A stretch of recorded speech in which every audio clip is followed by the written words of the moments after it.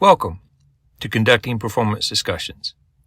We want to walk through some information about the process and resources available to support you in this critical activity. My name is Paul Grantham, Assistant Vice President for Work Culture and Communication Services. I'd like to start by stressing the importance of having the annual performance discussion, not just a written document, but a conversation. It's an opportunity for the two-way dialogue that can help clarify expectations, build trust, and establish mutually agreed upon goals for the coming year. And while the annual review is important, it shouldn't be the first and only discussion of performance during the year. It is best practice to have an ongoing discussion and feedback throughout the year to recognize progress toward goals and make course corrections when needed. Can you imagine if Coach Jon Scheyer only discussed goals for his basketball team at the beginning of the season and never discussed how the team or individual players were performing toward those goals throughout the season? You are the coach for your team, and giving regular feedback is essential to helping your team members perform to their potential. Okay. It may seem very basic, but it's important to set aside time for your performance discussions with your team members. It will help set expectations regarding the discussion and provide time for you and your team members to prepare for it. It should not be squeezed into an existing meeting with a long agenda or come as a surprise. Ideally, these discussions are best in person, but if your team member works virtually, or if there are other considerations, be sure to specify and discuss those in advance. Now, let's take a look at the process. First, I would encourage you to use a self-assessment. Having a self-assessment prior to the actual review gives your team member a chance to be reflective about the last year, and it leads to a more robust and meaningful discussion. You will also have a better sense of what to expect from your team member coming into the meeting. Including this step also gives enough space and time for your team members to be thoughtful and reflective about the last year. And it gives you an opportunity and time to review and consider the feedback in advance.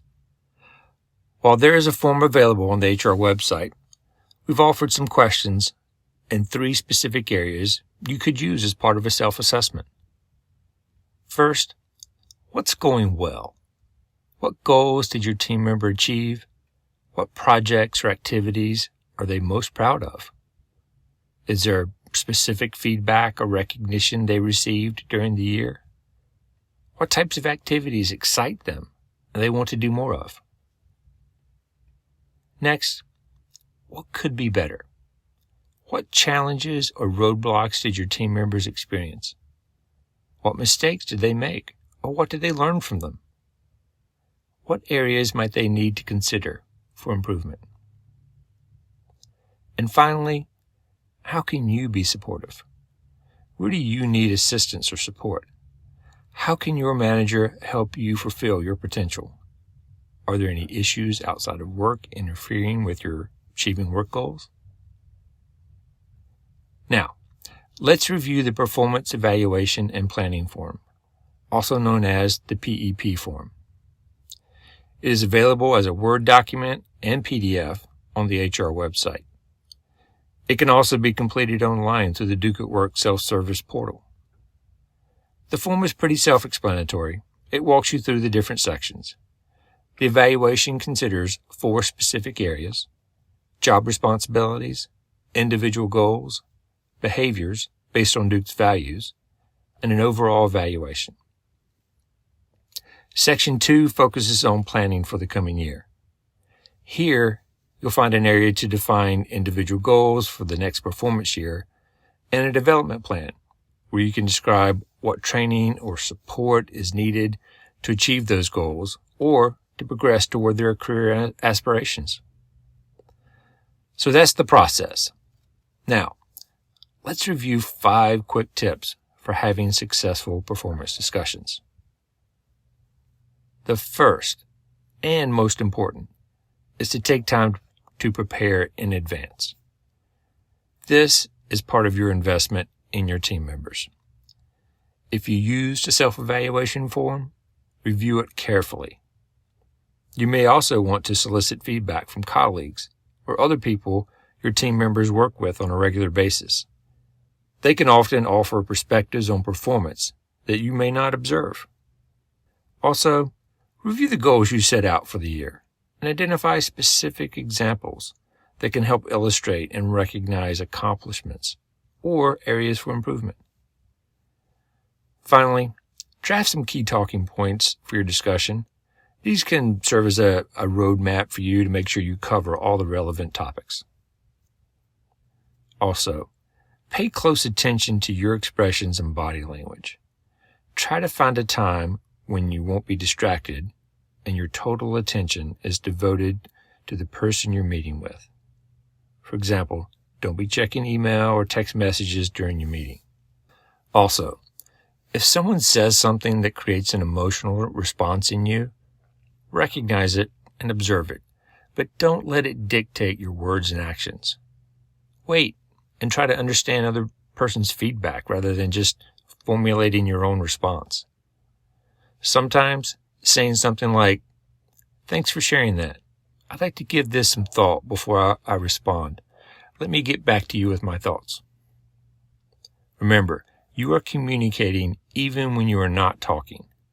55% of all communication is from body language, so make sure yours is not sending the wrong message. It's also essential to listen carefully. Sometimes, as a manager or a supervisor, we may have a tendency to run in to communicate our agenda. Here are the 5 things I really want to tell John. Instead, try to open up a dialogue where your team member is comfortable sharing information. One way to do that is to ask them to expand on their self-assessment. That creates a natural opportunity to allow your team member to engage in the discussion. By listening closely, you create a more trusting environment. It's okay to have some silence. If you ask a question, allow some time and space for your team member to consider and respond. While you may have given the idea a lot of thought, it may be new information for them. Give people an opportunity to take in information, consider it, and formulate a response. And as you deliver your message, think about how it will be received. Think about how you would want to receive the information. As you are listening, be prepared also to modify your perspective based on the feedback from your team member. You might say, "That's a good point. I hadn't considered that. Let me think about how to incorporate this into your review." Remember, this is a two-way street.